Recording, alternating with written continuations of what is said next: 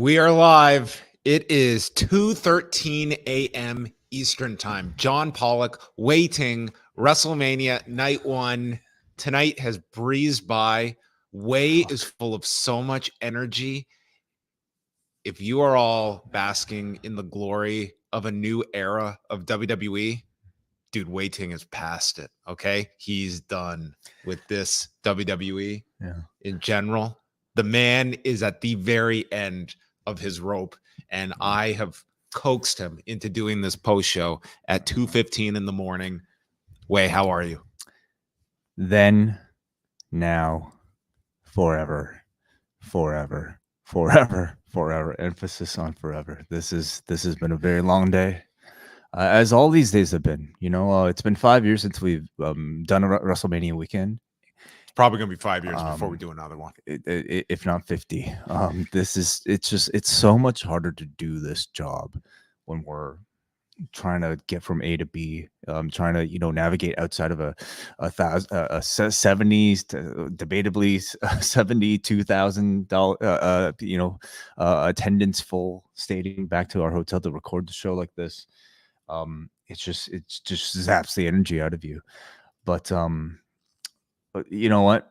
This is the experience that I think people want to see us document anyway. Not just us talking about the show, but just navigating. So, hey, it's 2:15 a.m. Some of you wrestling fans are still up right now. Some of you might be listening in the morning. Thank you for making the time wherever you are. And hello, the people that are here in the chat room. Yeah, we're going to take you through our experience live at WrestleMania 40, Night 1, where we were there and got out of the stadium at 11:15 p.m. Eastern Time and walked into our hotel room door. We are Is that so true though? Because like 11:15, isn't it? Like when did the show end? Show ended at like 11, right? I think just after 11. Just after 11, and then we had to wait. That's true. That's true. They couldn't let us leave. So we were in the press box. We were in the press box. So we arrived at the stadium, checked in where the media check-in was, and got our credentials. And you got one of two media passes. You either got the press box badge or you got press box only badge. Yes. If you got the dreaded yellow press box only badge, which Wai and I were bestowed, that meant you did not have access to the press conference after. So Wai and I were not able to go to the press conference. And thus, we thought, okay, we're just going to leave. But we had to wait for about 15, 20 minutes to get out after the show. We make our way out, and then a very good pal of ours was able to offer us a ride back to our hotel. I would say driving 20, 25 minutes from the stadium. So on Uber, it said, I mean, you can never trust Apple Maps or Google Maps. It says normally it's a 15-minute drive. 15-minute drive. Yeah. Okay. Mm-hmm. We got to the parking lot at Lincoln Financial Field. I want to say we were in that parking lot for easily 90 minutes. It's brutal, man. Wai fell asleep in the back seat. I watched the press conference, and we just did not move. I'm not saying we were crawling. We were in the parked spot. Literally in park, not moving. And life just stood still for those entire 90 minutes. We then finally had motion. That was a welcome change as we did nothing, just sitting there for that amount of time. And then we're moving, we're going, and we arrive.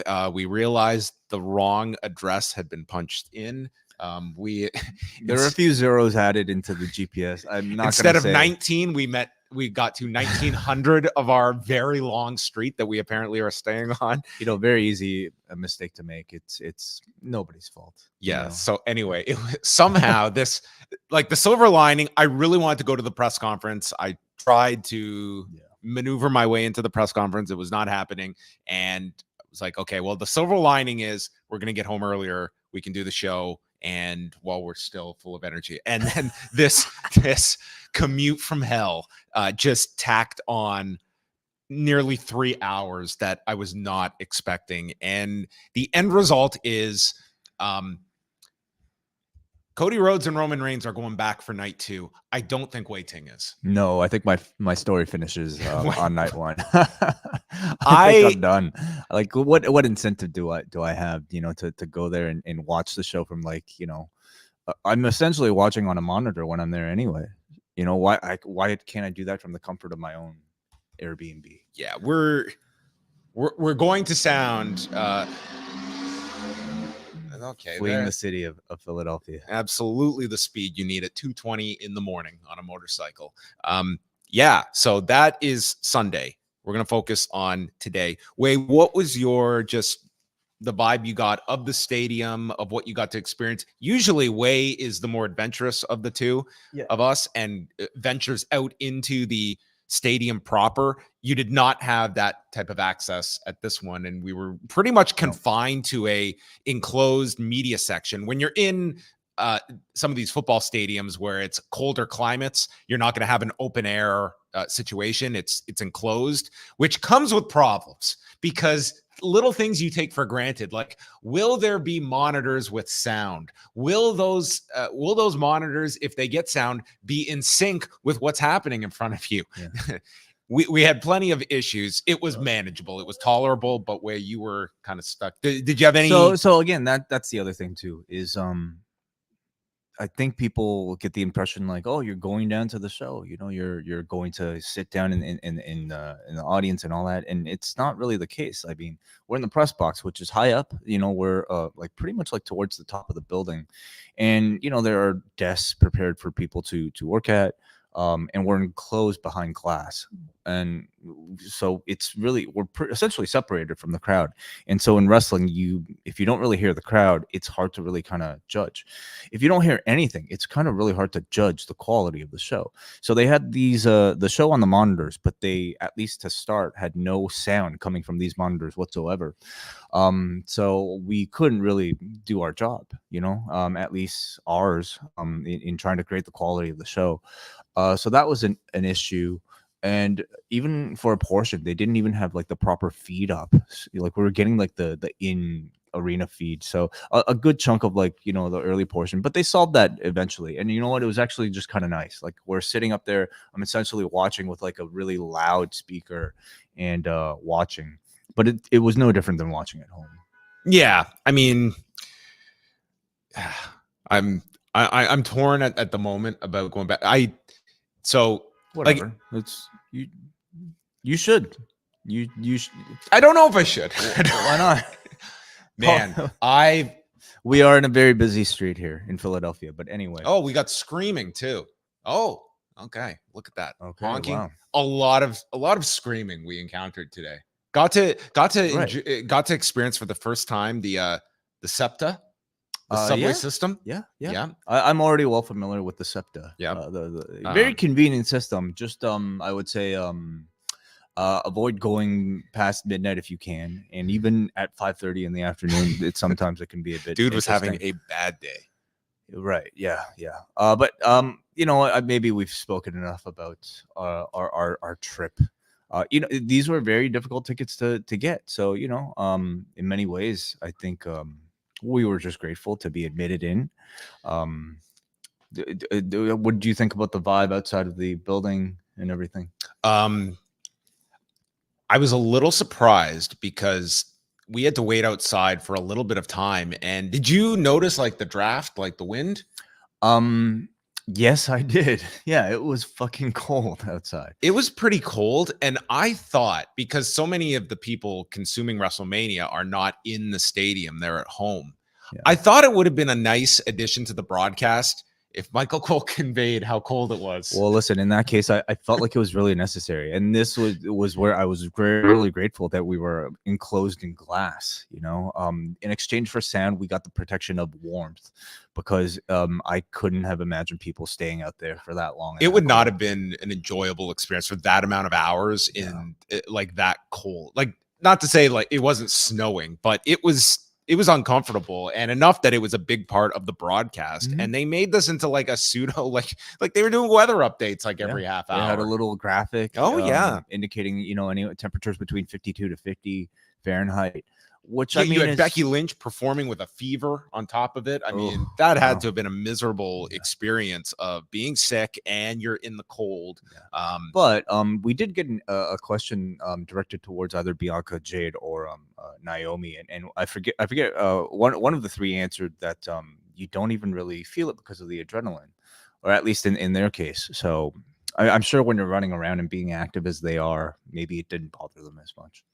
Well, let's get into the show. We are going to have a bit of a condensed review as we go through things, and if we have some time, we'll get to some super chats as well. But the kickoff panel, I mean, this was the ultimate rib if there was one. Jackie Redmond, CM Punk, Big E, and Wade Barrett were doing the 2-hour kickoff show, so they were stationed outside of the stadium for 2 hours to talk. You had Jackie Redmond, who was in a winter jacket. The other three were just in their suits and had to have been freezing out there for that amount of time. Here's Phil Brooks with his torn biceps, and he's anyway, but they were out there, didn't focus. A few interviews backstage, but no matches, just kind of a kickoff.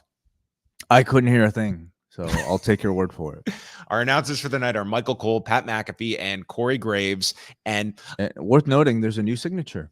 Yes, there was an opening signature, and I don't know if you caught it at the end. There was also a closing signature with Paul Levesque's voice. And I will say, I think we will look back at this as sort of Paul Levesque's like WrestleMania 1, for lack of a better comparison. This was all positioned as the start, even though he has been their chief content officer for as long as he has at this point. This was positioned as this was the full transfer of creative power. Vince McMahon is gone. This is Paul Levesque's vision, and it's Paul Levesque on the signature. It's Paul Levesque kicking things off. This is the launch of the Paul Levesque era, and that was evident with Paul Heyman's speech at the Hall of Fame. Like this whole weekend, a huge part of it was our big, hard launch of this new direction. I think if you ask them, I mean, I think there's at least maybe room to question whether or not the Paul Heyman mentions were intentional. According to Heyman, it was not. He was going against instruction by putting the focus on Paul Levesque.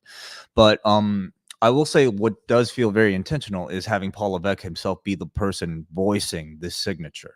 He is essentially the voice of God, saying now, then, now, forever, presumably before every single broadcast. So it's not like he's hiding. He's been a very public facing leader throughout his entire tenure through NXT. Every finger pointing photo available out there. He's always seemed like somebody who really wants you to know that he is the person responsible creatively for all this. Yeah, it was Paul Levesque coming out to the crowd. Welcome to a new time. Welcome to a new era. And that's how the show began. And the new signature we had, and the opening with Meek Mill, which unfortunately I can't really comment on, didn't really hear it, but I'm assuming the audio was Meek nice. In the press box. But then we did get the audio finally going through. So kicking things off, first of all, we had the introduction of the Prime sponsorship. Yes. And I'll say for all the concerns people had, and I was not one of them, about, oh my God, a logo on the ring. I thought it was pretty unintrusive in terms of this logo just there on the middle. No one slipped on it. That was a question I had. The Prime hydration station, little much. But then we had almost every match had its own sponsor, and it was sponsor overload on this show. You knew it was going to be, and this is, I mean, you may not like this, but this is the way these big shows are going to be. We better get used to it. Yeah. I thought actually the Prime logo in the center of the ring was one of the least obtrusive advertising, things that they until Cody entered for the main event and got on kissed the logo. That was too much. But Cody, by the way, of course, the new spokesperson or new, what do you call him? Yeah, he's mascot like, of Prime. He's a Prime athlete, as they are calling it. Yeah. So overall, like, I mean, it's to be expected. There's an F1 race going on at the moment, and if you ever turn on one of those, it's any place that they can plaster a logo, they will. The part of me that has watched, dude wipes was a prominent one for MMA. Yeah. For wrestling fans to be introduced to dude wipes during the Jey versus Jimmy Uso match, that was the one that stood out for people. So, Right. I mean, I was expecting like Condom Depot to maybe make their way in. The selection process of pairing which product with which match is also just an interesting one. I mean, you would expect maybe like they would also consider just having every brand like take its own little space at a time, but who knows? There's a lot of future potential to cram logos all around. Rhea Ripley and Becky Lynch are opening the show for the Women's World Championship, and they had Rhea's theme song played live by Motionless in White. Came out, our first big entrance of the night, where we got several of them. Yeah. Becky had one. Again, couldn't hear it with the book. We were still getting our audio issues figured out at this point. Seemed to read a passage from her book, and it led to one of her really fancy outfits. But the real one seemed to be really like good energy. Like she seemed like completely hyped. Talked about in the press conference how this is a band that she grew up loving, and this was a bit of a dream moment for her. So. Yeah, and we'll have Becky and Cody bookending WrestleMania. Look at that. Yes. So yeah, they brought up how Becky has a 102-degree fever. Now, I didn't hear this exact line, but I think it was Pat McAfee who was trying to explain that because it's cold, the fever might be working in her favor because it's or something like that. It's cooling her down. I was told this secondhand because I was not hearing the audio. Dr. McAfee. I would love to have known that one. Sure. Whatever.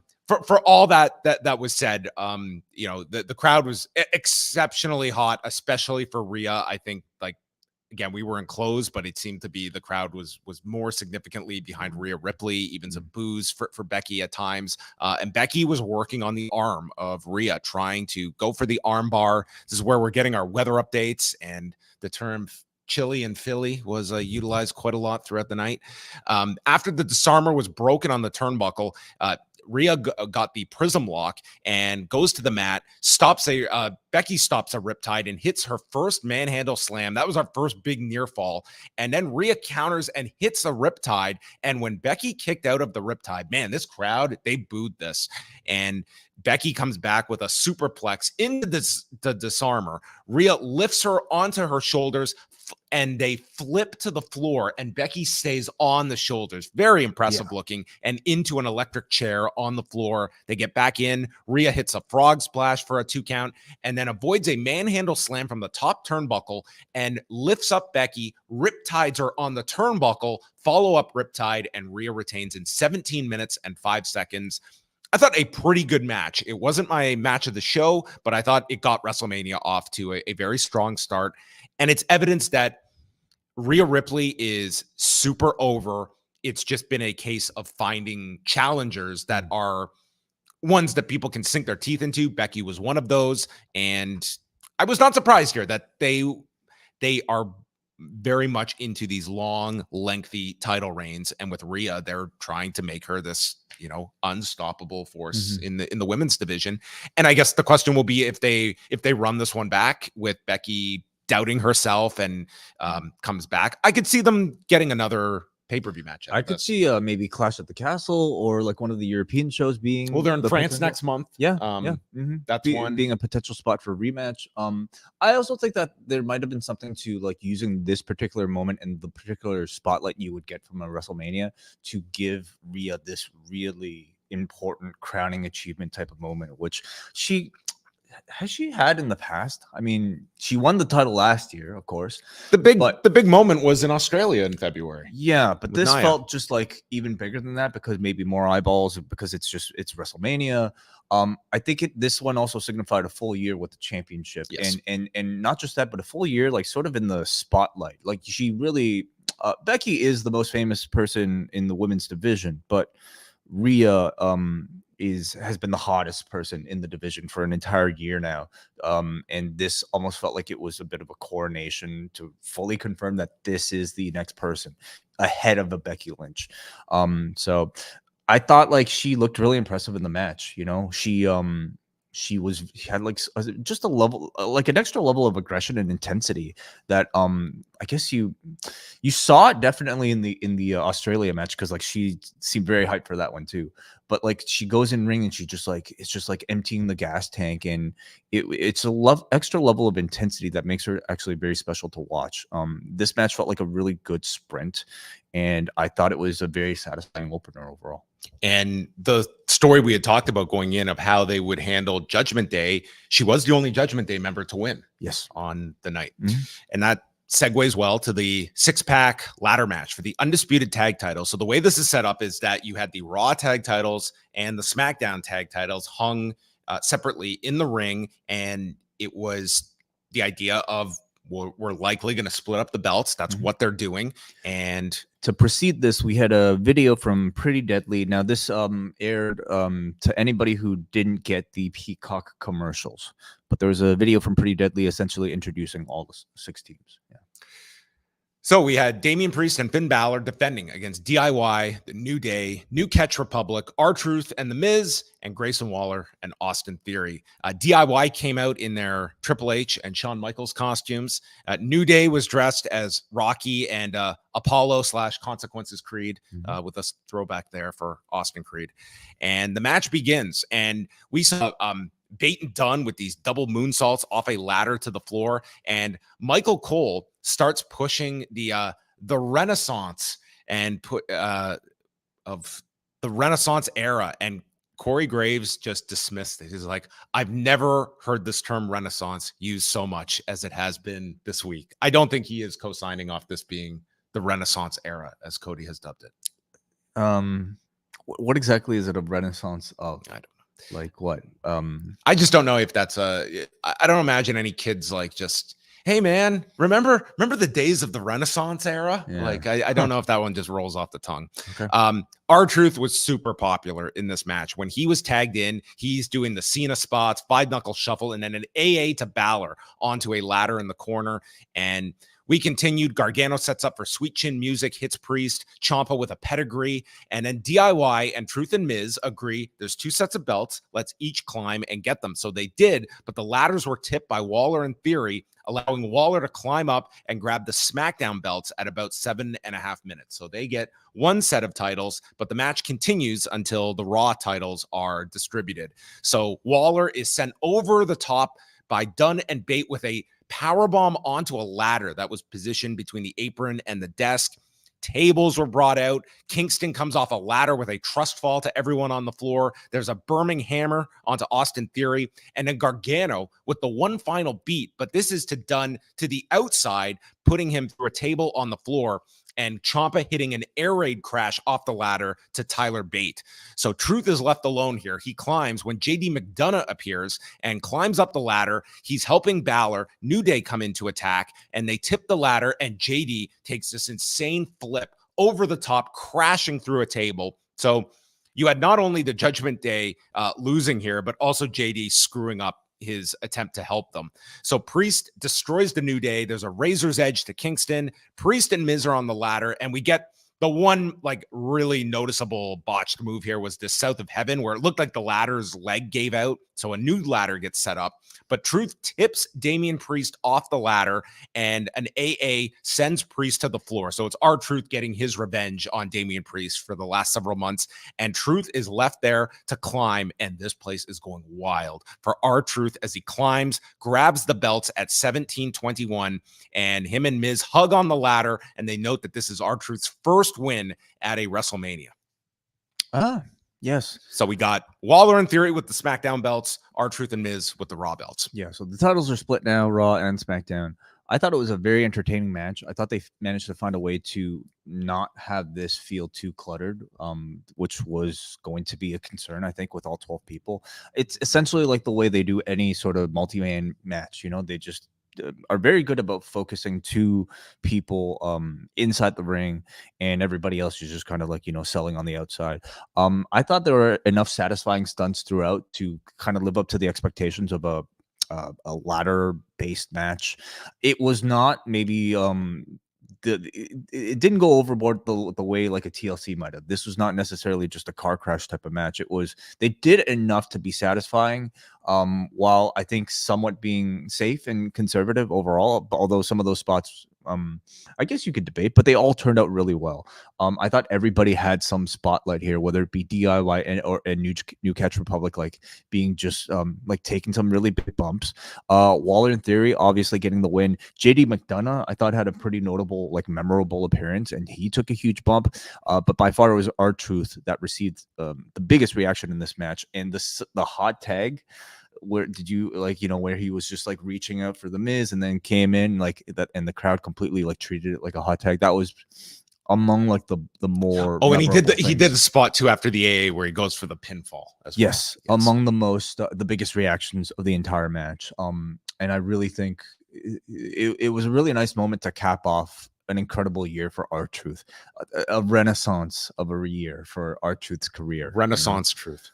Yes. So a good match. Titles being split, I guess, gives them more chance to tell different stories across the two brands rather than just having, the one set of champions being able to defend them at all times. So, do you like the idea of this match being an annual event for WrestleMania? A ladder match for the tag team titles. Oh, where you just put both tag titles up. I mean, it's definitely a way that you can get a lot of people in the mid card into the show.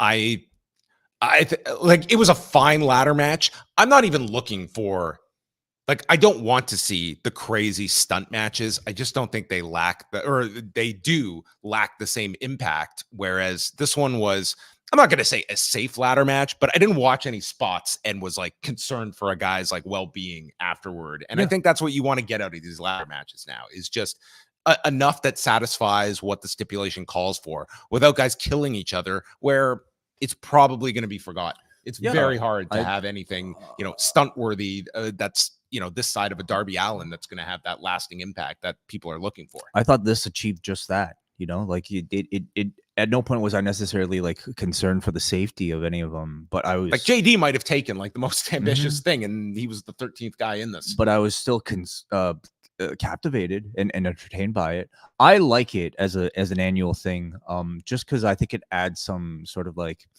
number one, it gives some much needed attention to the tag team division, and if you make it an annual thing, then that at the very least you have a stage to perform.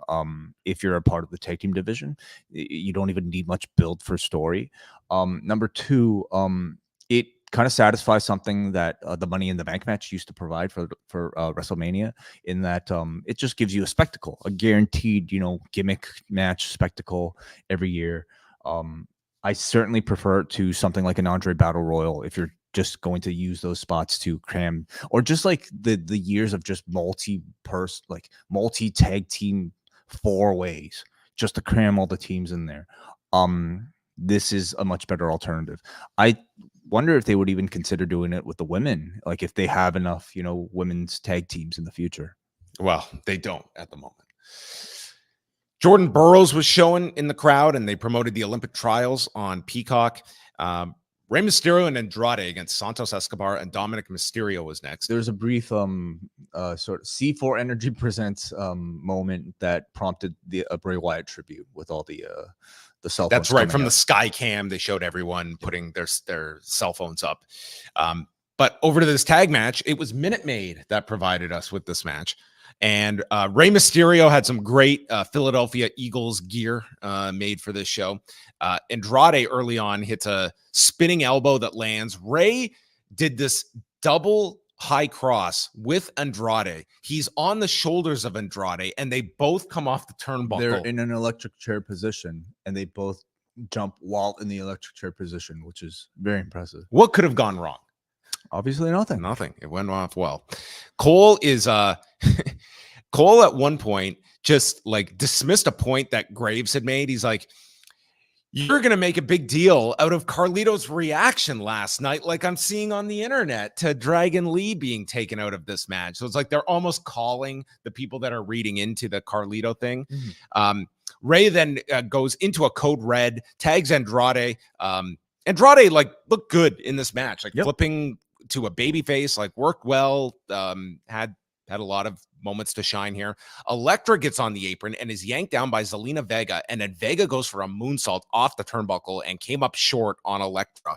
Then we got Angel and Berto involved with Joaquin Wilde and Cruz del Toro, including Wilde getting to do his big propeller spot where he gets thrown the slingshot off the middle rope and flies in the air, which was a great spot to save for this match. And then Dominik grabs a chair when two masked men show up to attack Dom, who is hit with a double 619. Ray pins him with a frog splash in 11:02, and the masked men are revealed as Lane Johnson and Jason Kelsey of the Philadelphia Eagles. And this got a big pop. Yeah, these guys are pretty popular, aren't they?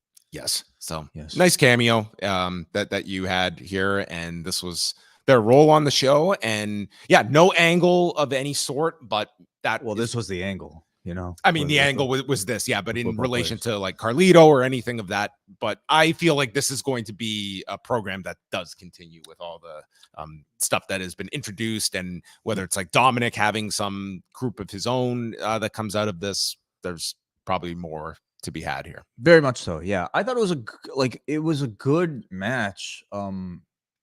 Overall, kind of devolved into madness by the end, but you maybe kind of needed it because of the celebrity involvement.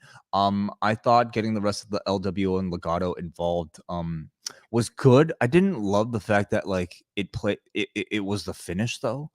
Like part of me just kind of wanted more of like a complete match, and this felt very much like, hey, here's our celebrity like moment excuse by the end of it. This was their hoped upon Sports Center moment. Yeah, which is a viral clip, which is fine, especially you want to have that, and especially considering this is a program that's going to continue. Certainly the star power in this feud has really risen a whole lot more now that you have Ray back, now that you have Andrade, involved as well. And Carlito is actually going to become interesting. It actually seems like there's story there. So they're saving to tell a bit, like they're saving this one for television, which is perfectly fine.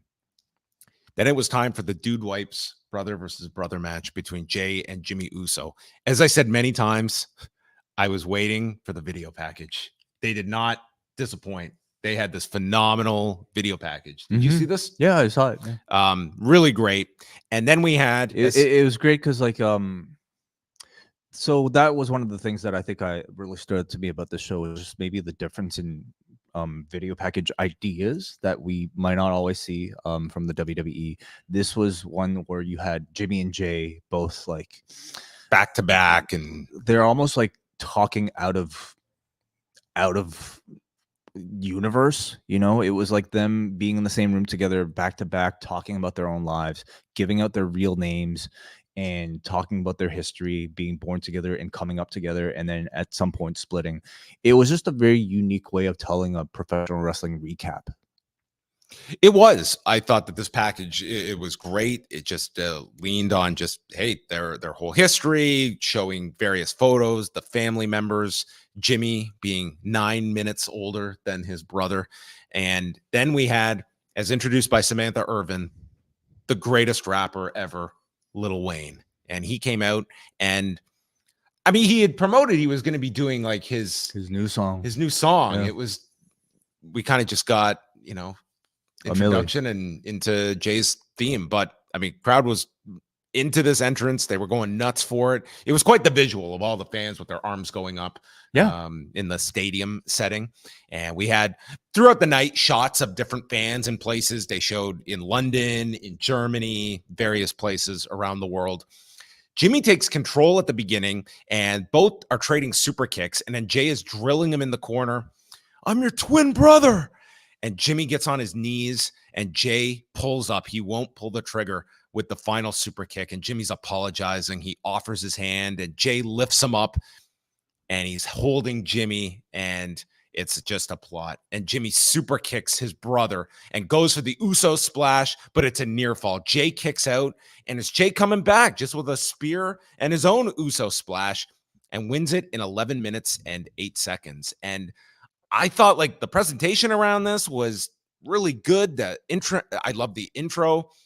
The match was really simple. It was not anything too substantive. I can't say it was that memorable of anything I'm going to take away. Like they did the tease at the end of it. It was fine. I wouldn't say that this really jumped out at me though. I thought it was disappointing. Yeah. And from some of the reaction I'm seeing in the chat room, and I've seen online, this might have been the worst match on the show. I wouldn't disagree. I thought the physicality was not that physical.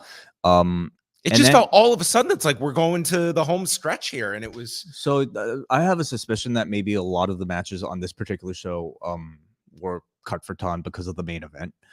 This only went 11 minutes? 11. And just considering maybe the feud, you would expect that under other circumstances, without a 40+ minute main event, this might have received 15 at least. And let's say 45 minutes plus like another 15 of intros and so like that. It was well over like you passed an hour of time. But if you're gonna book for an 11-minute match, I think there were other ways that you could have done it than this. This was I guess they were trying to tell a mirror image story with the both of them doing super kicks and only doing super kicks throughout the whole thing. I don't think it really worked. I think the Shawn Michaels theater portion of it with Jey saying I'm sorry, that just felt incredibly easy and not creative enough to any really certainly modern eyes that and no one bought the idea of Jey, like this idea of like teasing a reunion of the Usos was going to generate this great moment for the fan base and then they'd swerve them. That wasn't there at all. And no one bought it. And the finish was just like kind of unexpected, like didn't really feel dramatic enough. Didn't really feel climactic. It just kind of felt like here's a spear and we're out, you know. So I continue to be kind of hot and cold on the Usos when it comes to their singles matches. For the most part, I don't know if Jey has really been that impressive as a singles star. Certainly, it depends on who's on the other end. But when it's himself on the other end, somebody who works the exact same style as him, this did not feel like a very good combination, unfortunately. Michael Cole and Corey Graves they have upgraded to winter gear. Pat McAfee did not bring any such clothing and looked like he was just freezing on commentary. So that was fun. Dakota Kai, Asuka, and Kairi Sane against Jade Cargill, Naomi, and Bianca Belair. Everyone got big entrances here, including like Damage Control. They came out. Look, like they had like geisha. Yeah, they had like girls. They were with them. And then the entrance for Cargill, Naomi, and Bianca Belair. We wondered, are they each going to get some big entrance? No, they all came together. And this, as soon as like Damage Control were completing their entrance, I could look over in the darkness to the stage, and I could see this like riser going up, and I'm like, what the hell is going on here? Like, and it was fucking awesome. They cut to this like beautifully backlit shot of the three of them standing together as they descend from the heaven. I mean, it was the Shawn Michaels descent, but this looked even cooler. These three were treated like gods. Like they looked amazing. There's just something they've really kind of like tapped into something where like the three of them together, they look incredible, and I couldn't have imagined a better presentation of the three of them as a unit. Now I thought like they would each get separate ones, and Jade would like get a version of what we've seen from her now on SmackDown, but just on a bigger stage. They opted to do something completely different. Now, each person did get their own little spotlight, but it was very brief just to kind of get them all off the sort of ramp and onto the stage. And then the three of them started walking down the ramp together. And that moment alone, I thought was amazing. Just to see the three of them together, three women of color, each with individuality, each looking like stars, and as a unit, just like there was something incredibly powerful about seeing like three black women presented this way, as like not just three individuals again, but three superstars. And I also love the fact that Bianca was the last person who had her music played, and then she took center stage, because throughout all this, I feel like Bianca has kind of felt like not necessarily like the focused upon figure in the unit. It's been Jade who's been taking center stage, but Bianca on a WrestleMania stage should rightfully take center stage. She is the person who's main evented WrestleMania a couple times now, and she was called Mrs. WrestleMania, which I think she actually, And they're slowly giving her like the undefeated streak at WrestleMania too. Yeah. So she took the center stage and was kind of treated as like the leader, if you want to call it that. But the three of them together are just, they looked incredible. Like this was so much about the presentation and how this came across. Obviously, the focus was going to be on Jade Cargill, and I would say that was a big success in this. I mean, this was less so about the actual match and more so about just the impact of the presentation, and it was very, very strong with the production that they had attached to all of them. And I'd include Damage Control. Like they didn't just feel like the afterthoughts here either. It's Kyrie hitting the elbow to the floor, and then Belair is in doing her vertical suplex onto Zayn, and then a handspring moonsault onto all three women at the same time. Jade, they are teasing the tag, but Kai cuts it off. But then Jade gets in and she hits a choke slam. She catches Kairi Sane's high cross into a backbreaker, splashes Kai, and then delivers a Michinoku driver when Asuka and Kai jump in for the save. The ending comes when Asuka goes to spray the mist, misses, and missed Zayn, while Belair then takes the braid and whips Asuka, hitting her with the KOD, and it ends with Jaded onto Dakota Kai in 8 minutes. So I would say for what you wanted to do here, like this was Jade Cargill coming across like the big star they wanted her to. She was in there for a little bit, but she was made to be the big, focus at the end of it that they built the tag toward. And I would say like this was a success in that regard. I thought so too. Big success. I think we had all expected this to be really great for Jade, but I'm really pleasantly surprised to see that it was great for all three of Jade, Bianca, and Naomi. I mean, we're talking about Naomi that I don't know, for a time like after her Rumble debut, I wondered if she would even get on WrestleMania with any sort of spot. This turned out to be a wonderful spot for her. Like she got her own spotlight, and is a part of a major faction. Same with Bianca. Like we don't really know sort of what she was going to be a part of for several weeks heading into WrestleMania, but this I felt was just a wonderful introduction to this group that seems like they'll be sticking around. They have their own hand sign now with like the three hand sign. And it doesn't feel like this was just get these three onto WrestleMania. It's like this is going to be an alliance on SmackDown. Exactly, these three. And I think it's a wonderful spot for Jade Cargill. I mean, I think at this point I've seen enough to be able to say like Jade Cargill is still very green. Like she still has like she that Michinoku driver thing she did looked really good, but there's still a lot is demanded of her in this position. She's not getting time to spend in NXT because she's too popular. She's too valuable. So she has to learn on the job. She has to learn like on the big stage. And I think you will help her a lot more by letting her be the muscle of this group rather than just having her come out and do singles matches all on her own. As the muscle of this group, you can do trios matches, you can do tags. Yeah. And you've got like Damage Control are the opponents you want for her to be involved with and working. And again, doing live events. I think now they built so much up to this first match, and now like she should be another one that is on the road a lot and doing, your 8-9 minute matches and getting those and that level of reps in. But this match also reminded me why Bianca like should rightfully be, if you want to call it that, the leader of this group, because I thought she looked awesome here. What I'm most excited by is the potential storytelling and the personality building between the members of this faction. The way that they've done already with Naomi and Bianca, like they're different. They're different people, and even the minor conflict they had over the Bayley issue was enough to tell me that there's so much potential in being able to tell stories between even the members of the group themselves. And I'm so curious to see how they'll interact with Jade and what sort of personality they'll build for Jade Cargill. On we go to the Intercontinental title match. Second from the top, it's Gunther challenging or defending against Sami Zayn, and we're in the back, and there is Sami Zayn with his wife Khadija and son. Do we know the son's name? I don't know. Remy Jr., I believe. Okay, so I mean, this was.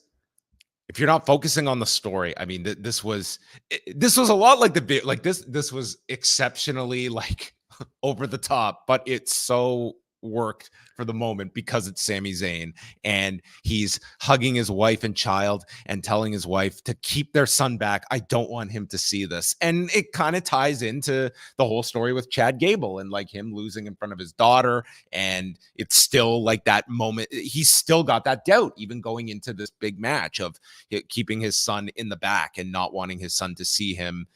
You know, as we're recreating this elimination chamber scenario for him, where it's, you know, all the people are behind him, and can I hit a home run when it's the bottom of the ninth?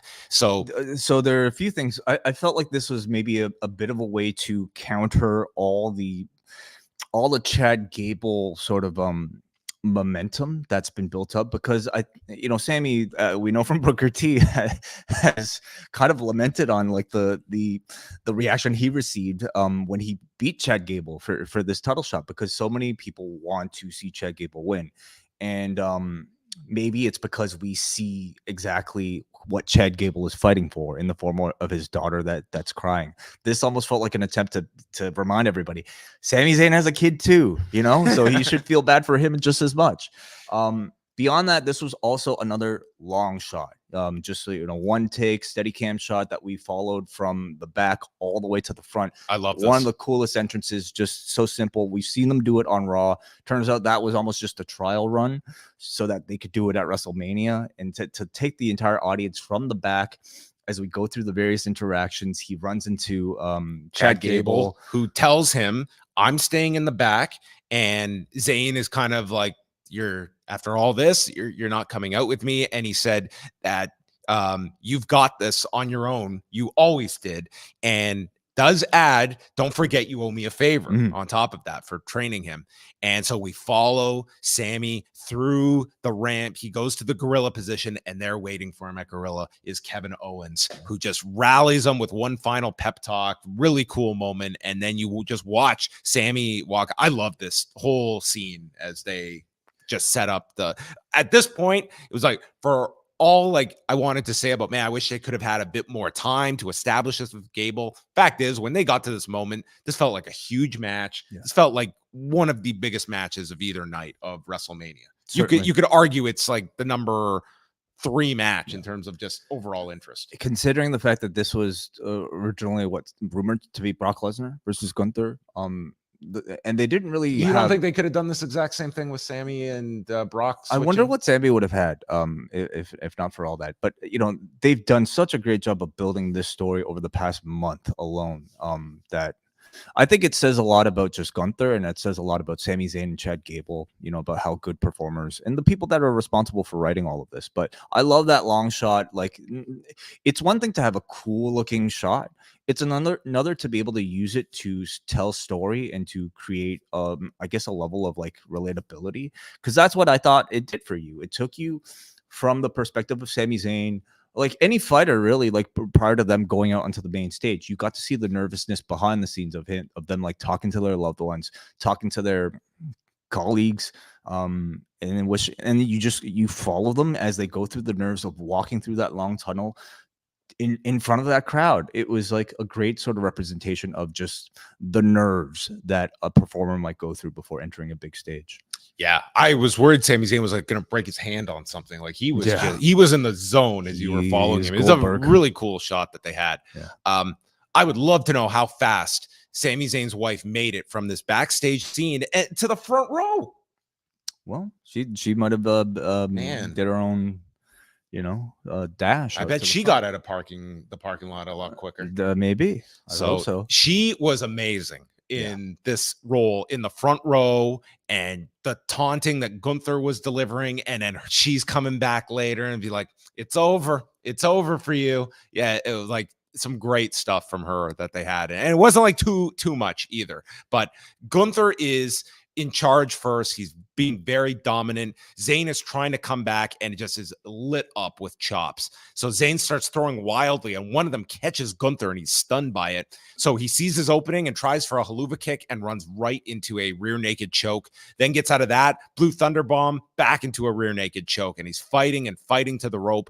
And Gunther blasts him with a power bomb, and Gunther hits his own haluva kick, smiles at Sami's wife, and then Zayn with this brief distraction, sees his opening, and lands the haluva kick out of nowhere for a near fall. So Gunther is up from this momentary lapse in judgment and delivers one power bomb. Up, a second power bomb, but Zayn kicks out, and Gunther can't believe this. And this is when Sami's wife is just like, that's it. That was your chance. It's over now, and dismisses his chances of winning.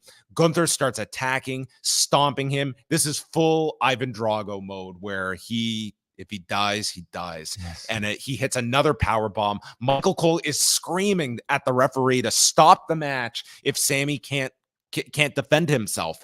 So Gunther climbs up for a frog splash, but Zayn comes to life, and as Gunther is climbing the turnbuckle, gets nailed with a haluva kick, and Zayn climbs the turnbuckle, and I could see what he was setting up for, and he hits the El Generico brainbuster onto the top turnbuckle, and then follows with a haluva kick, a second one, as the crowd is on their feet and they are going nuts for the end of this. Michael Cole, he just said, F it. I'm using the line, do you believe in miracles? This guy was just in another orbit, and Zayn pins him in 15.5 minutes. Massive pop, and John Pollock's match of the show. My match of the show too. Yeah, this was awesome. The was crowd great. was electric for this, and I love the presentation of this, from the backstage preparation with Sami, with Owens and Gable, everything involving his wife, and just this was the timing. This was the time to do it, and it was just a great laid out match, and I love this. I thought this was just great. Maybe, the more I think about it, the more I think maybe like the lack of time that they really had to tell the story might have actually been a benefit to them, because they were forced to keep things simple. This was a deceptively simple story that they had to tell between David versus Goliath, and you had possibly the best Goliath that this company has ever seen in years, and you have, I think, one of the best Davids in Sami Zayn, who is just so amazing as this babyface performer, always has been, but now he hasn't had much of a focus, in my opinion, over the past year, but they found really like the perfect spot for him in telling the story. Again, deceptively simple, but when you do deceptively simple really well, it becomes just gourmet. So incredible presentation, as you mentioned, of the underdog, and Gunther. They didn't really have to do much work with, because this guy is just, he's had 2 years of building up this aura. That video package where he just kind of comes out in talking like it's a presentation about his own career. It was really great. The chops tonight sounded especially loud, and I don't know if it was the mixing, because usually he was worried the audio was still out in our media box. Wanted us to hear them, because usually in a stadium, I actually have no idea how it sounded in the crowd because we were enclosed, so I can't really tell. But at least in the mix on TV, it sounded. These chops sounded amazing. The atmosphere sounded amazing. And for Sami Zayn, I mean, there are so many, I think, notes that were reminiscent of Elimination Chamber, which you and I were present at, which we kind of saw. It looked. I could see their heads. It was but great movement. We both felt the disappointment, along with the entire city, of that Elimination Chamber loss to Roman Reigns. It was not the same, but because it was WrestleMania, because it was a champion at the level of Gunther, it felt like a satisfying sort of make good for that disappointment. I was thinking, for whatever reason, maybe it's because some of these programs, they've done a fairly good job with the stories. As I start thinking about what's the video package going to look like, and I thought about that with the Usos was an easy one, and with this one, I thought they ended up doing this really great one with Gunther, with the past IC champions. It was very good, but I thought that press conference is what I remember more than even the match itself. It was Sami, and it was it lends it. You can totally funnel it into storyline that I failed, but in the moment, he was so distraught with the idea that you only get this timing and become this babyface. Did I miss my moment? Exactly. Yeah. So he's living this real life disappointment about, was this the best option of beating me on this night when I was a red hot babyface? And that's easily transferable into this story, into the whole thing of doubt. And it was, to me, like the lasting memory I have of that show was it was all of like the buzz of that week going into that show with Sami in Montreal, but then the 180 afterward at that press conference that anyway, it's there. Yeah. And again, as we kept harping on, is that next Monday, a week from Monday, they're in Montreal, and you've set up that Bronson Reed match. You also have this rematch with Gunther if you want to do that, and that could be something you go to right away. But the Bronson Reed one, you still have that loss. That's an immediate TV match, which actually would fit perfectly for Montreal. But they also have a big Chad Gable match that they've set up as well. Yeah. So it'll be interesting to see how they do that one. Like, does one of them turn? Do they stick with the double babyface? And how do they balance it? Because I think there's still enough people that really want to see Chad Gable win. So how they navigate that, I wonder. But those two have like tremendous chemistry, and I feel like there's just so much more story to tell between the two. So I'd love to see some sort of like long-term saga with Chad Gable and Sami Zayn coming off of this.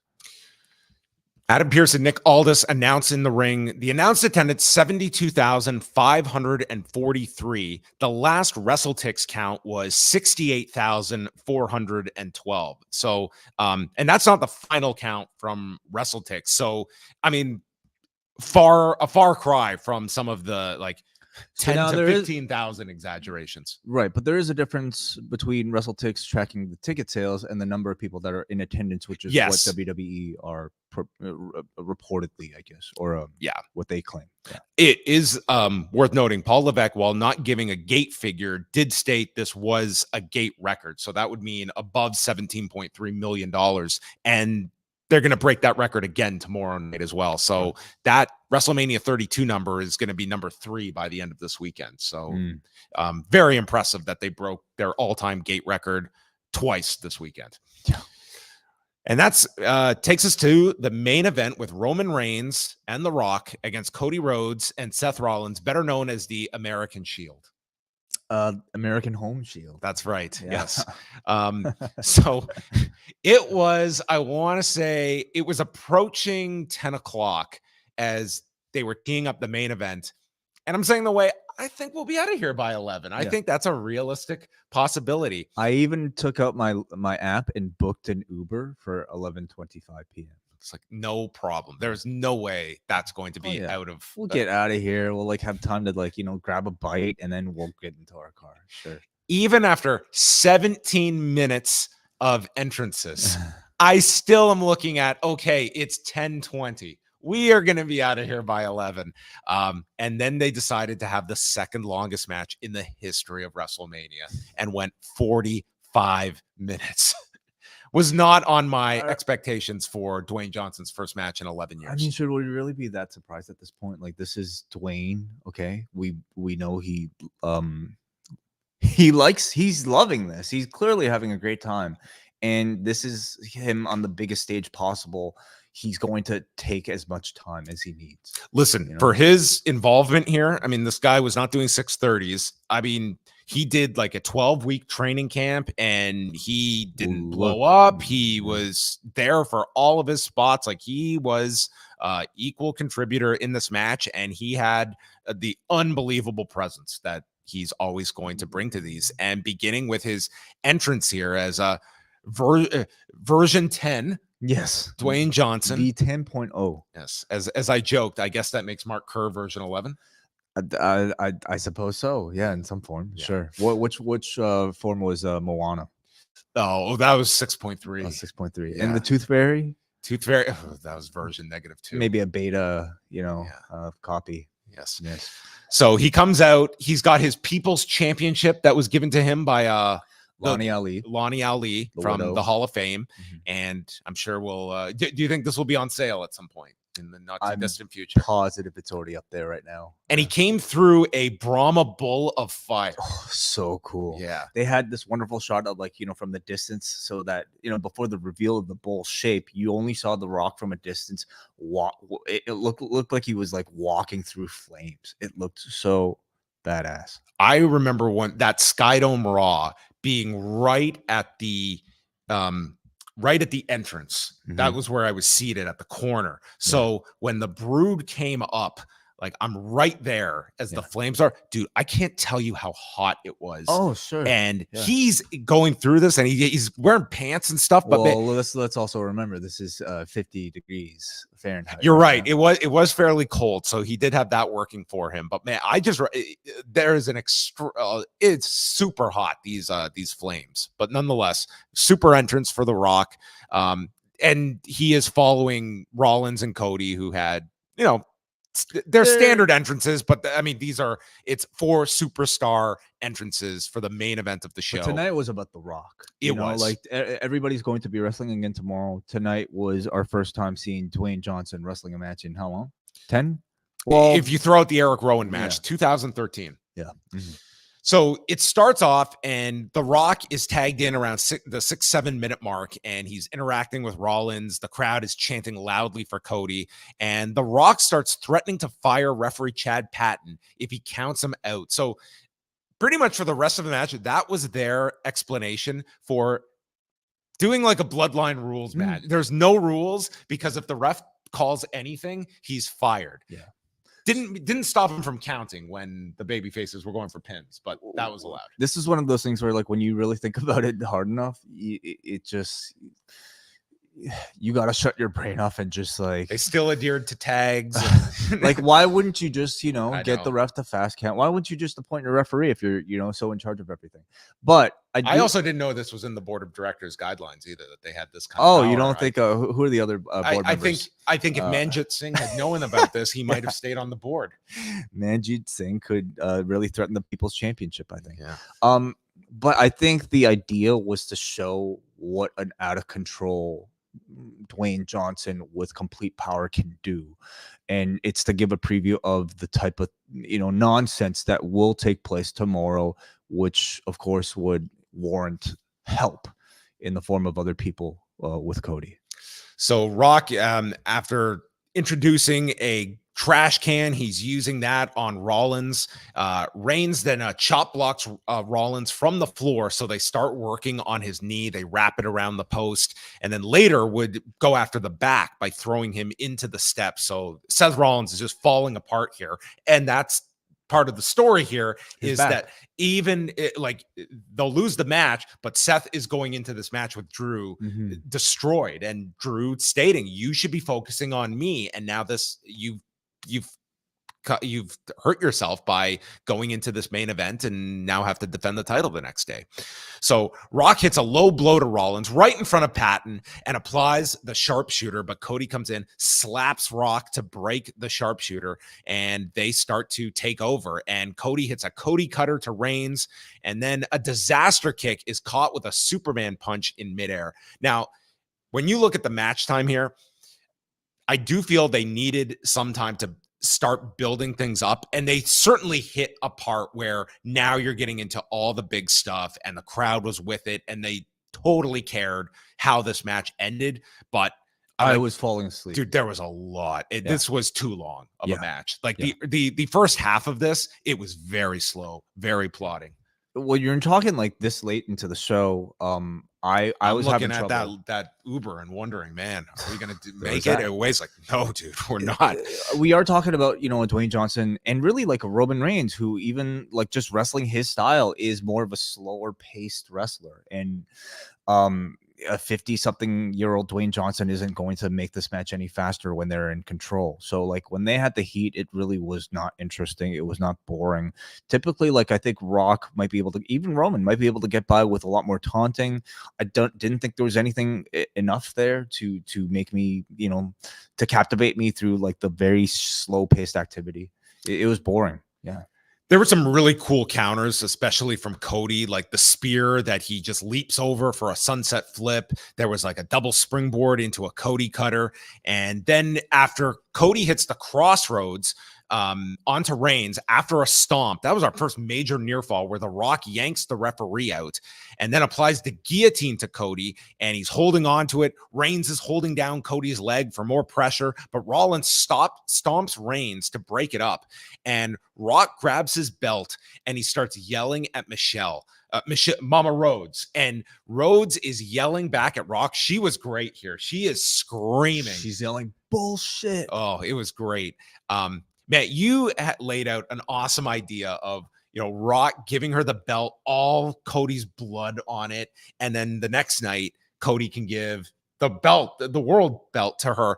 I thought they were going to do a lot more here with Mama Rhodes. Like they did the requisite interaction, but it wasn't like this mauling of Cody and just, I just thought she was going to have more of like this really brutal beating of Cody. And it wasn't that. Yeah, the whole thing Rock was promising was that he was going to give the weight training belt with the blood of Cody Rhodes on it. And at one point, he teased the interaction, but there was no blood to be. It's like no blood at all in the match. Almost felt like we did the massive beating on television to sell the match, and they didn't do it here. I guess it could be tomorrow where they might be saving blood for the match tomorrow. They could. I would think we're getting blood in that match. So anyway, Reigns misses Cody and spears Rock, and this was a huge, probably something that will be that they will go back to as a key spot in the match. And Rock sells this. Rollins and Cody hit double pedigrees, and we get a double kick out. And at this point, took them 37 minutes. The crowd was super into this by this point, and for the final 5-10 minutes, they were red hot for this. Rock and Cody go to the desk, and after Rollins interferes, there's a rock bottom by Cody, putting Rock through the desk. I don't care what you think. For Rock to take that, I mean, this guy's shooting the smashing machine in a couple of weeks. I mean, you cannot say that this guy just got by doing. This guy could do a very serviceable match that the crowd's going to be into. Do your greatest hits, but a rock bottom through a desk. He worked as hard as you're going to see from someone that, I was more impressed with his performance here than I was that last Cena match.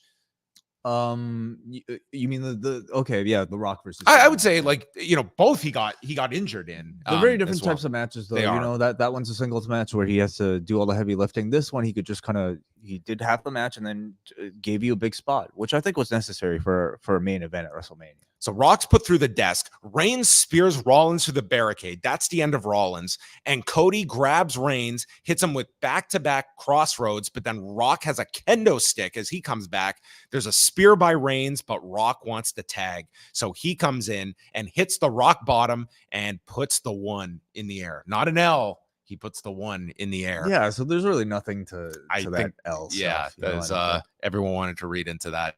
And pins him with the people's elbow in 44 minutes and 32 seconds.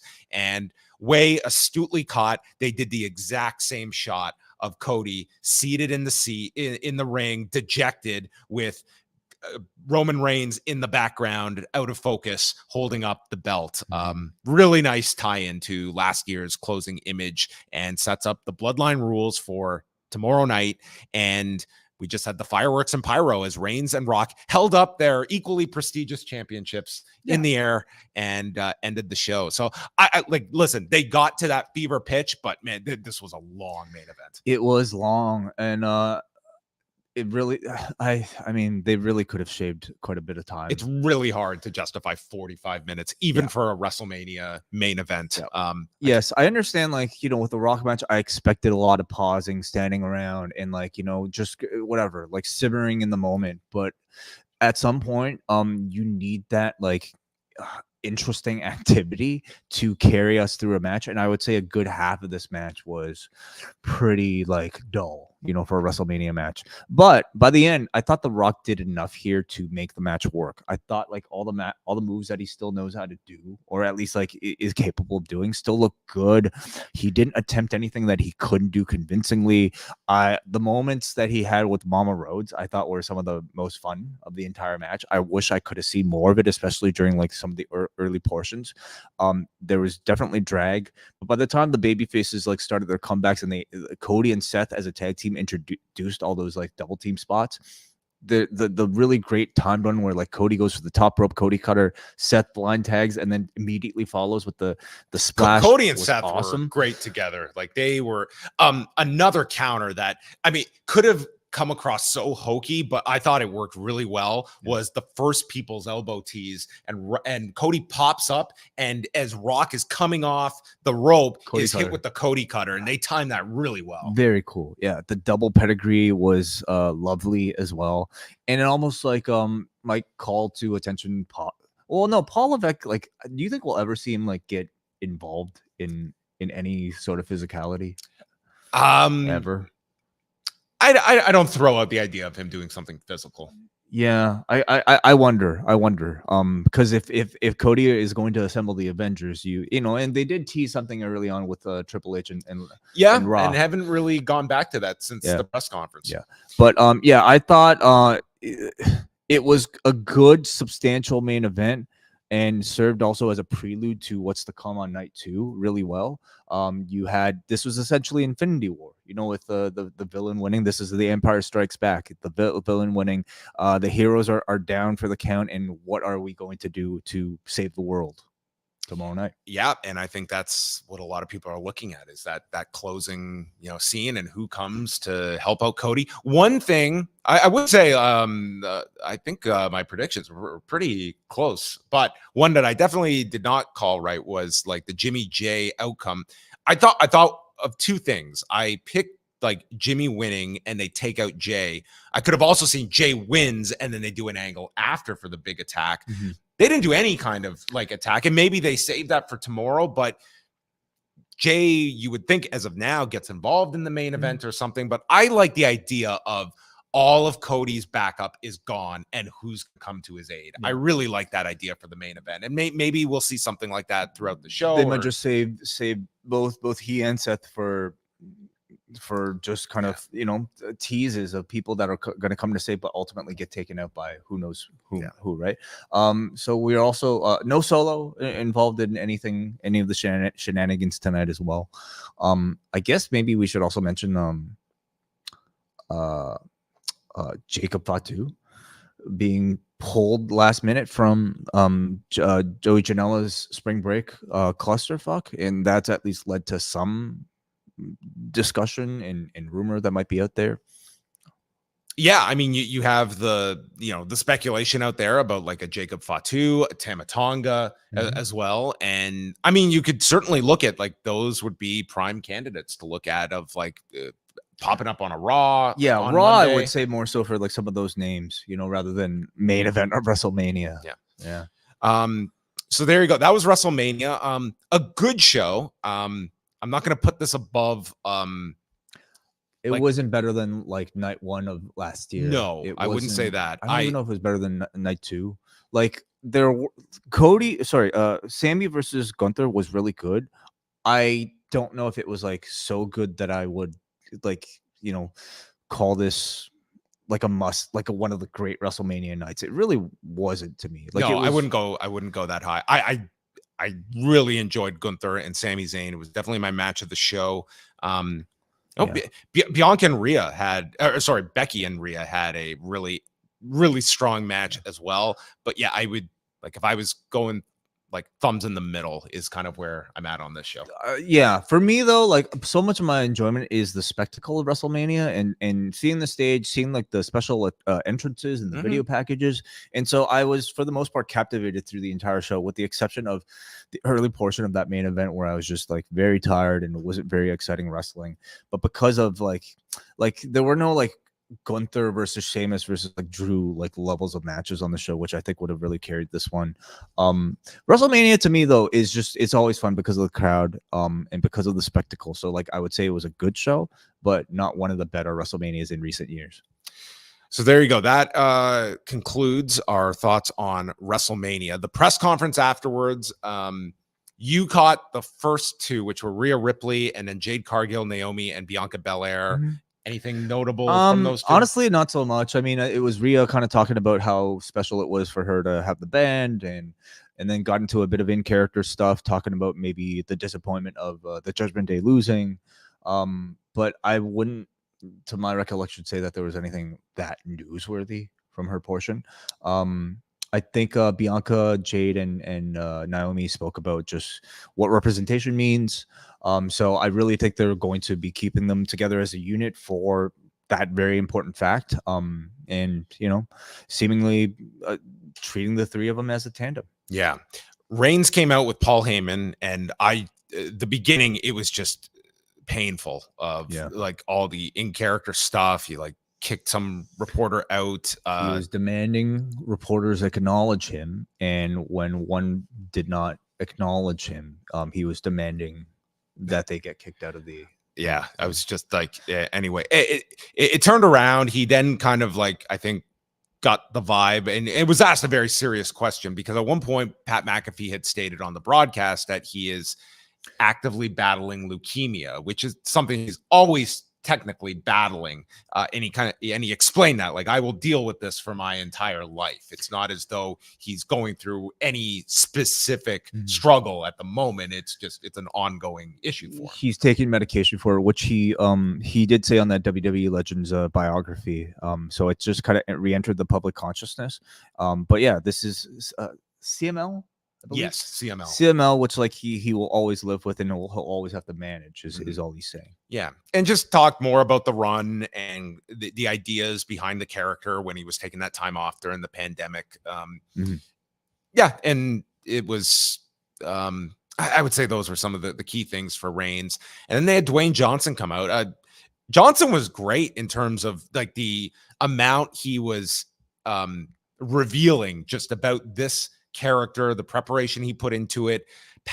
He acknowledged that they were talking about WrestleMania 39, and that went back 2 years, and they didn't have a solid plan in mind. And he has his schedule. We should also mention, right after WrestleMania ended, they showed a teaser for the documentary behind the scenes about the build up to this. Yeah, they're going to release a documentary on Wednesday on YouTube with the whole kind of, WWE's behind the scenes of how this main event and WrestleMania card came to, mainly the main event coming together. But it's still a very interesting prospect that they this entire time of this quote unquote pivot, we'll find out if it was in fact a pivot. They were documenting the whole process. Yeah. So, and I mean, Dwayne Johnson pretty much laid out the fact, number one, when he committed to this big comeback, it goes to Ari Emanuel, like, buying the company, and then he was on board to do something and dedicate the time that would be necessary for this, and wanted to do something substantial more than just a one-off. And I mean, from his description, like, Rock and Reigns was on, and then they did the angle, and he woke up in Hawaii and just saw this all clearly, that we need to go with Cody and Reigns, but I want to shift into a heel and go that direction. And Hunter talked a little bit about that later in the press conference as well, and thinking it was crazy to think about turning Rock, but as soon as we saw it, it was the best course of action to go with. And the success of these 2 nights is evidence of how well this has worked. But yeah, just gave a lot of the thought. I mean, was not going to state what is next for him, but you definitely got the sense that he's going to be doing more matches. Oh yeah. I mean, that seemed to come off, but he wasn't going to say in as got many words. Like a bunch of different programs already lined up. Yeah, he's got the Smashing Machine started. He said next month. So within, very shortly, he's going to be doing the Smashing Machine. And I think that's like a 2-month project or some sort. And yeah, just talked about his overall philosophy with his career. Like, he is getting up there now in age, and he is someone that does not want to just rest on past accolades, and noted the fact, I could do that. I have reached a certain level where I could just do I could just get by on what I have created for myself, but I want to be creating new opportunities for myself, building things. And I thought it was a pretty good appearance here from Dwayne Johnson. If you're interested in sort of his mindset, he seemed much more open just about that fact. And then Paul Levesque was out last, and there was one question about, this is the first WrestleMania without Vince McMahon, and how that is. He did not really refer to Vince McMahon other than like it's a new period for WWE, constantly reiterating new. And so there was that answer. And then Brandon Thurston asked a question about Brock Lesnar, who is still under contract. They stated that there were discussions about him for the Royal Rumble, and Brock is at home being Brock. He's still under contract, and that was all he was going to say. He was not. I think what we got is confirmation he was going to come back at the Rumble. We know he's under contract now. I mean, that was, something that, he's said nothing about Brock on the record yet. And the fact that it was not a dismissal of we're not going to see Brock. And if anything, I think he was deferential to Brock. I think like I heard that answer as someone that when the heat dies down, which over time it typically does for a lot of people in these positions, that they will be in the Brock Lesnar business. Sure. Well, we'll see. Like I feel like every even mention of him is whether or not intentional, a temperature check. And I haven't seen any of the sort of what would be the reaction if he, like, just hypothetically, like a Raw on Monday, that crowd, he won't get booed. Yeah, I don't disagree. All right. Anything else to touch on for WrestleMania ahead of night 2? That's it. Okay, so a lot of people in the chat room were asking. Now let's go to well, first of all, thank you for holy cow, a lot of people are still up here right now, 3:33 a.m. watching and talking to us. Let's go to some super chats and of course including some questions that about a very topical late breaking news story that I think a lot of you guys might be interested in. First of all, here John Taylor sends $20 for the coffee fund tomorrow. Thank you so much, John. That'll probably caffeinate Wayne and I us. are going out to party as soon as we're done this show. Oh, please. Yes, you don't want to know how we're going to spend these $20. But thank you so much, John Taylor, for your years of support for us at this point. Thank you so much. Jake from the Windy City has been a YouTube member for 15 months. Thank you for that support, Jake. He says, good morning. Watching you both on that one tab and Janela's clusterfuck at another. Perfect combo. It's been nonstop for an hour and a half now. FFS. Yeah. The clusterfuck is an annual tradition of and a test of endurance for many after hours of WrestleMania. The participants and the viewers. Hope you're enjoying that. Okay, Evan sent $5 saying, last July, my wife, toddler, and I went to a soccer game at the Lincoln Ford Field. Stadium was 2/3 full and took us over an hour to get out. Absolutely terrible setup. Yes, we are definitely learning that right now. Okay, now this is the question that I think a lot of you guys want us to discuss. Omar sends $5. Apparently, AEW will be releasing the actual footage of the Punk Jungle Boy Wembley altercation on Dynamite this Wednesday. This was, of course, announced on Collision today. And the talk of the car, I suppose, as we were driving back home, the Young Bucks to present backstage footage from AEW All In on the April 10th edition of Dynamite this coming Wednesday. This is a graphic that was shown and sent out at this point. So since this has come out, we've had reports from Sean Ross Sapp, who has, at least through his sources, indicated that this is very likely not just a troll job, but something that they will actually deliver. What are your thoughts? Well, I try to be open-minded until I see something actually presented. I look at this, I just don't know how this is. It's an extremely questionable promotional tactic that, to me, they're coming off too. I mean, you can look at it in the sense of like their cable ranking, that is a respectable finish, but these are two bad numbers by Dynamite standards that they're coming off of. And is that any excuse?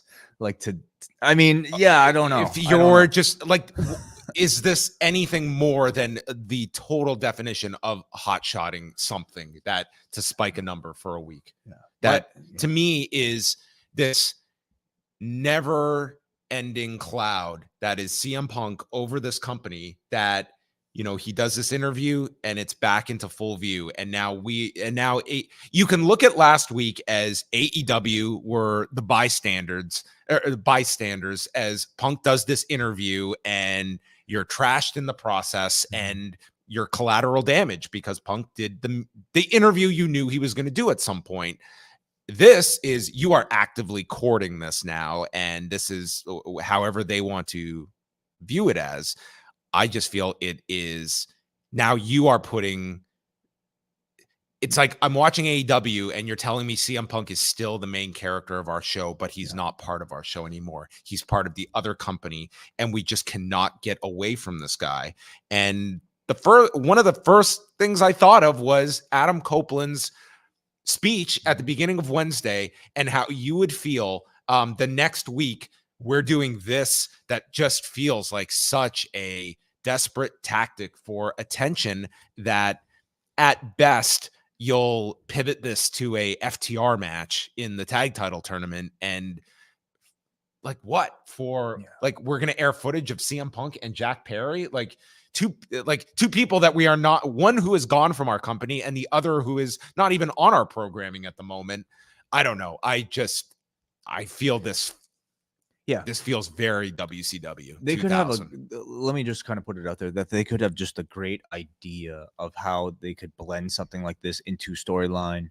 Now, like when we all first saw the graphic, we thought, okay, they're gonna, like, you know, show some something fake, like that they're gonna tease this Punk footage, and instead it'll be like something ridiculous that will directly lead to their next program on screen. These reports coming out that this is actually going to be the real footage it was hard to believe. It was hard to believe for me because I like, people could probably like predict my reaction, because I thought even Adam Copeland referencing the CM Punk interview was too unnecessary. Yeah, and even that was too much. Instead, they go to this. Oh, we'll show you waiting. Yeah, they're going to this link to just continue. This is Eric Bischoff as the tide is turning in '98. Challenging Vince McMahon to show up and fight him on a pay-per-view. They're continuing to announce to the world that we are number 2, and we cannot stop obsessing over the girlfriend who left us.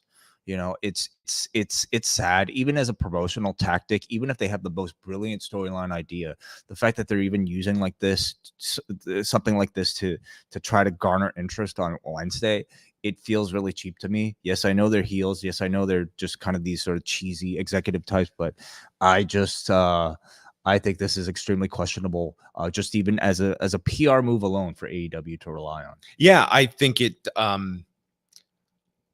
is one of those instances as well where I think it does breed bad faith in that, you know, Tony Khan, to whether you want to defend his public tactics or not, just will not speak when CM Punk is brought up. It was brought up on the media call on Thursday. I cannot talk about CM Punk, but in this instance, when there's value to be had, then we're all in on showing security footage of CM Punk.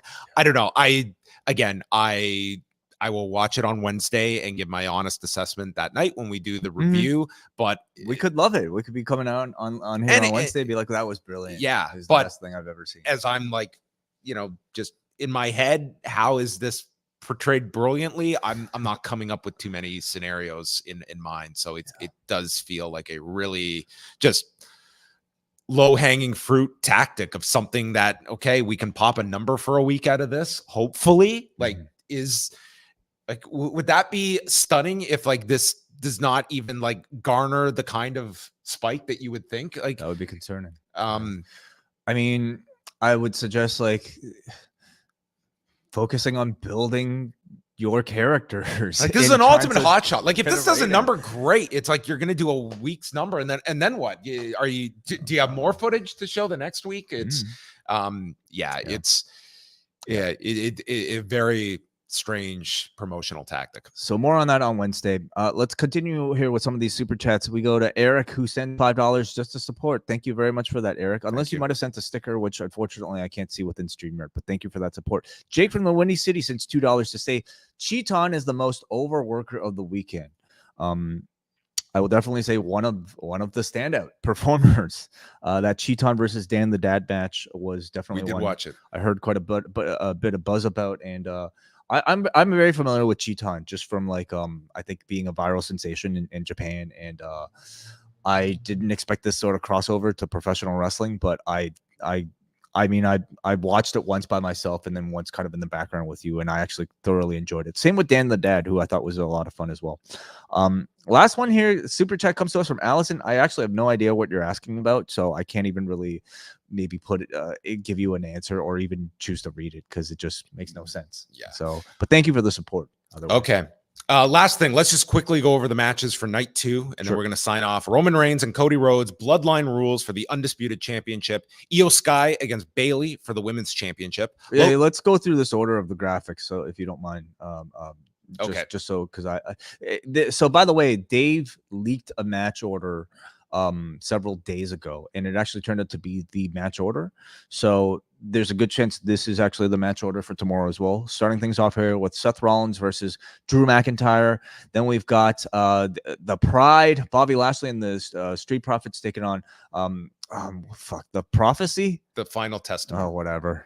One of those stupid names. The Final Prophecy Testament. Then we've got so that of course is a street fight. Yes, Philadelphia Street Fight. Then we've got LA Knight versus AJ Styles. Then we've got Kevin Owens, Logan Paul, and Randy Orton for the IC Championship. We've got Io Sky versus Bayley, possibly in the semi-main event. And in the main event, Cody Rhodes versus Roman Reigns. Now we know as Bloodline Rules. Yes. All right. So we will be back on Sunday night, hopefully, at some hour. And if you are in Philadelphia, we are going to be at Drinkers Pub on Sunday at 2:30 p.m. We're going to be there from 2:30 to 4:30, just hanging out. It's very casual. No tickets to buy, no admission. Just show up, have a drink with us, and we're going to be hanging out there before we head on over. Me to the stadium, and Way's going home. I'm going home. Maybe Way's just going to hang out at Drinkers Pub all day. Oh, yes, maybe.